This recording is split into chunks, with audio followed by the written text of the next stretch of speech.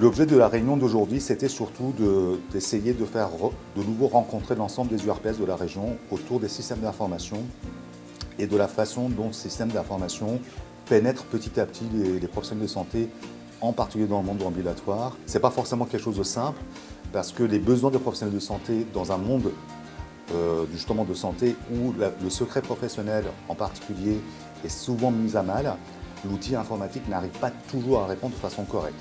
Cela étant dit, on voit bien que les choses évoluent, que l'interopérabilité entre les outils d'une part et l'interconnexion entre les professionnels de santé libéraux en particulier permet aujourd'hui d'avoir des outils qui sont très pertinents, qui viennent de leur usage personnel, ils sont capables de les développer, de les mettre en avant et de les déployer de plus en plus.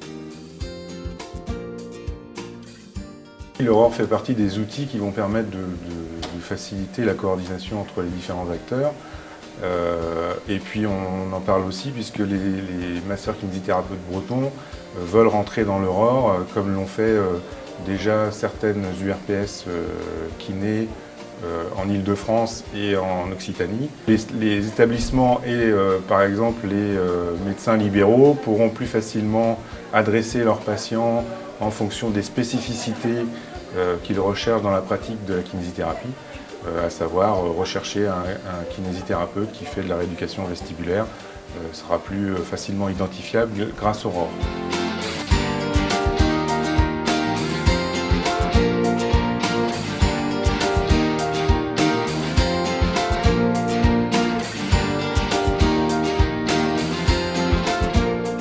Santé a participé à cette journée inter-URPS sur la e-santé aujourd'hui et les systèmes d'information, permis de présenter à la fois le GCS à l'ensemble des URPS, de présenter ses services et également toute l'après-midi de participer aux différents ateliers qui vont permettre de concevoir la future application Steren Mobilité.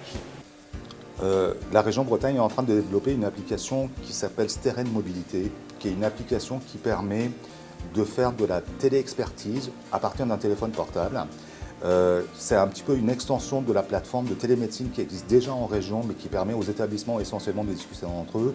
Là, on va introduire l'aspect mobilité pour que les professionnels de santé, et en particulier ceux de premier recours, puissent de façon totalement simple et synchrone pouvoir envoyer et recevoir des informations. L'expérimentation va commencer d'ici un mois et demi, et Quimper va être un des sites d'expérimentation. Nous avons pu échanger sur de nombreux projets développés par les URPS, par le GCS e-santé. Moi, je me suis attaché à présenter à l'ensemble des professionnels de santé un projet qui nous tient à cœur à l'URPS, infirmiers libéraux, EasyCare, une plateforme d'adressage entre les établissements de santé et les professionnels de santé libéraux. Beau projet pour l'année et pour les années à venir. Le numérique en santé est probablement une des solutions qui va permettre de désenclaver la médecine, de décloisonner l'ensemble des acteurs, en leur permettant de communiquer entre eux au sujet de leurs patients, le but étant bien entendu de toujours améliorer les parcours. Les systèmes d'information dans le monde de la santé, c'est quelque chose qui évolue tous les jours.